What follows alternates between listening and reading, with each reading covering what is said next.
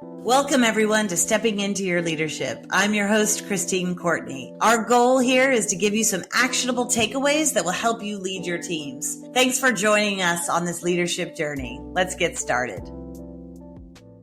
Hey, everybody. Welcome to Stepping Into Your Leadership. I'm your host, Courtney, and I've got Tom Armstrong and Tatiana Dominguez back in the studio today, two fantastic managers to help us delve into another case study that somebody sent in. So welcome, guys. Hey. Hi. So the way we're going to roll is I'm going to read the paragraph that the person sent in. And then Tatiana, you tell us how you think you would give them some advice or how to handle this. And then Tom, you'll jump in afterwards with anything that you think of. Okay? Cool. So here it is. I'm currently managing a team in which one individual, whom I'll refer to as Sam, is struggling significantly with self-direction and critical thinking.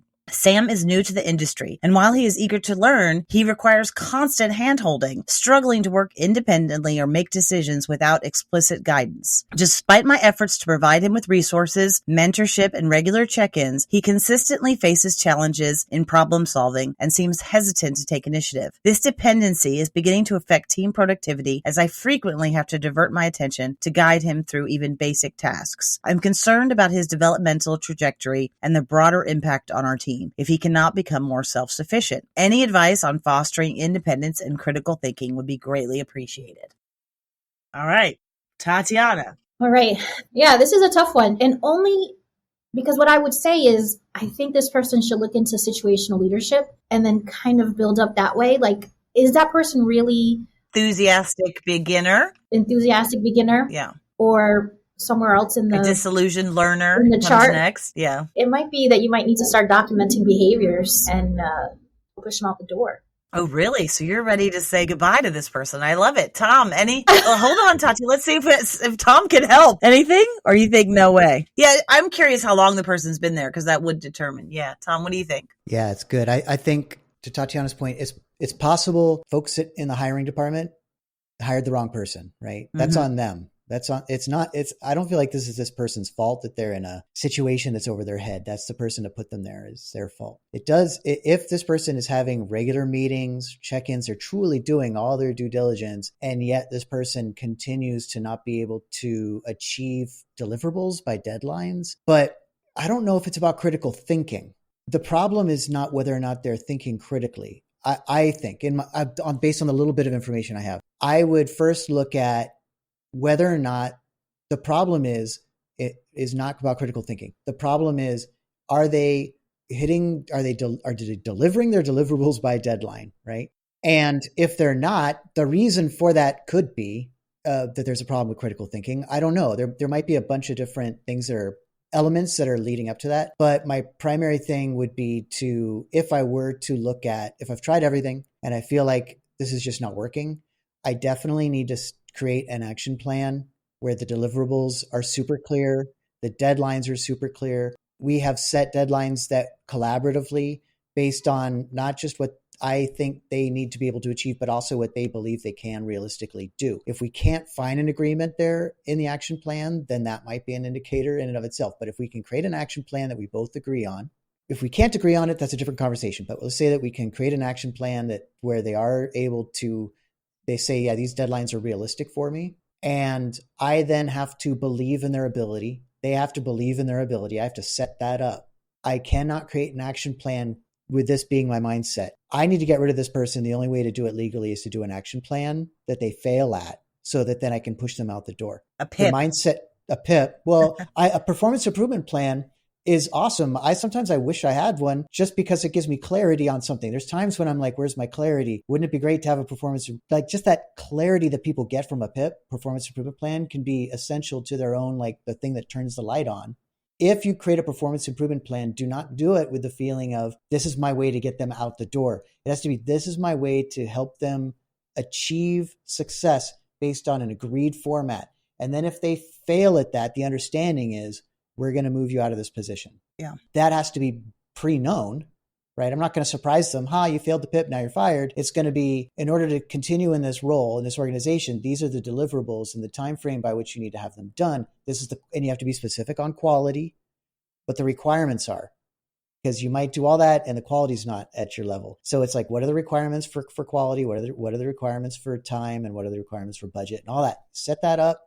And then if they don't hit those benchmarks and they signed the form ahead of time and they understand because it's written on the form, this failure to achieve these might lead to your termination or change of your role. Then you've done your due diligence in the event that they don't succeed, but you have to be coaching them and thinking, I'm going to help this person achieve those goals. And if it just cannot happen, then truly you hired the wrong person. You're doing everybody a favor, including them, by transitioning to the role that works best for them or transitioning them out of the company so they can find the role that works best for them. This is not the fit. But you don't know that now. You could say you've done everything, but maybe you haven't. So by the end of the PIP, you go, I have truly done everything I could. I would say even before you get to a PIP, because I agree you're probably going to need one in this case. The hard part about a PIP is that what it seems to me that the person is asking for is for this person to take initiative. And that's hard to put into a PIP, right? Because that's kind of an intangible, beyond the PIP. What I do think is that I don't get any hint in this paragraph that the person has actually told the person that there's a problem with this. Oh, that's interesting. I think what they're giving them is explicit guidance, resources, mentorship, and regular check-ins. He consistently faces challenges in problem solving and seems hesitant to take initiative, right? And he's constantly asking him for things, right? It is in situational leadership. It's that third bucket, right? Where you're not a risk taker. It's the cautious but capable contributor. And if you want to hear more about that, we're doing a huge series on those that we have. But I do think that what's interesting about that is I wonder if the person has actually had that hard conversation of not like, oh, here's an idea or try this or here, yes. Because a lot of times we think we're doing mentorship is giving them the answer or keep providing it. So then what happens is the person keeps coming back to you for more advice. And you're like, why is this person not getting it on their own? Instead of sitting down and saying, Tom, you know this stuff. Why do you keep coming to me? I feel like you have an issue with taking initiative and taking some risks on problem solving this on your own. Let's try it next week where you don't come to me and you make the decisions and you see what happens. And we're okay if something falters. You know what I mean? Because that's learning. I have to check my behavior and know that when they falter, I also behave in accordance to what I said, that if it's like we're a pro failure, environment, or like we're okay with it, I have to actually not look angry when they fail. Because it doesn't sound like this person is doing, or just say, at least if it's not a deal with this is the area that you can make decisions on. Because I feel like a lot of times we don't want to have that tough conversation. And it's actually a lot less tough than doing a PIP. So have this conversation first, see if that shakes up the person enough to go, okay, I'm going to try it. And then if not, then I think you go to this. But I think there's that step where you're not being explicit as to what is really bothering you. One thing that can also happen, Christine, this is a great point, what you made. I'm a little more relaxed about the PIP than I think a lot of people are. I feel like it's less of a threat and more of a tool. Yeah. And so you can call it an action plan if you want, but it creates a framework that makes total clarity in terms of expectations. And I've had conversations, we really promote this idea of doing affirming feedback. Make sure you're giving a lot of this affirming feedback. That also tells people the direction you want them to go. And corrective feedback, but you want to err on the side of affirming. And I remember one person saying when I was giving them we're at this stage, they're like, well, all I've been hearing from my managers how great I am. So what are you even talking about? You don't even know what you're talking about. And I was like, it's interesting. You're hearing a lot of positive feedback. That's good. I'm giving you corrective feedback right now. And I'm going to stand by it and we're going to quantify it. And these are the changes. It doesn't negate everything else that you're doing well, but these are key areas where we need change. Yeah. And I have had absolutely people when I draw the line super clear, this is where the line is, for years, they do not cross that line. They know it now. It's been really clear. Yes. We're all afraid of it. And they would have crossed that line had I not really made it a piece of paper with a signature on it. I'm no one truly fears me, people in podcast land. No, but they like to joke around that they do. We do. We do like to joke around. But I think of anyone, you probably give the most PIPs for sure, don't you think? Because you see it as a tool. I do, but they end with people smiling. Yes, you actually have more success with them. Most people use them because, HR makes them or something, but you use it as a real tool. And I lead with that. I lead that conversation. I'm like, I just want to make sure that for me, sometimes I need that real clarity. That's what we're doing right now, is just because I think this could really benefit us and help us to achieve those goals that we haven't been able to achieve yet, And if not, and I'm here for you. It's a collaborative. I think making it the collaborative process. If I bring the piece of paper, I sit it down in front of them, There's the objectives. You got to hit these, buddy. That feels terrible. But let's talk about the problem. Let's try to figure out root causes for those problems, because that can illuminate some things for me. And then we'll design an action plan based on that knowledge. Collaboratively, people feel like supported, not attacked. Yeah. Good point. Okay. So for this, we have the holidays coming up. And so for how we're going to end today is we're going to say one bit of gratitude or appreciation for somebody who you thought that you learned from as a leader early in your career. Someone at work who you learned from something specific, if you could think of it, early in your career. Anybody got one? I have one. Okay. Who? I came into this organization as a teaching artist, 20 years ago. And Wendell Ramsey was one of my first, he was kind of a supervisor. Yeah. He was sort of a supervisor. I had a direct supervisor, but he was really involved to make sure that this project at this school was a success. And one of the first things he did was he sat down with me in a very friendly way. We didn't know each other. And he just said, hey, I can't wait to work with you. I'm going to tell you right now that the one thing that you can't do is show up late. If you show up late, we're not going to get along. And I was like, cool, I'm going to show up on time. No problem. That thing, he was so kind in the way he said it, but he's like, here, that thing I'm talking about, that's like, the line. The line. That's the line. Don't cross that. Yeah. And we're good.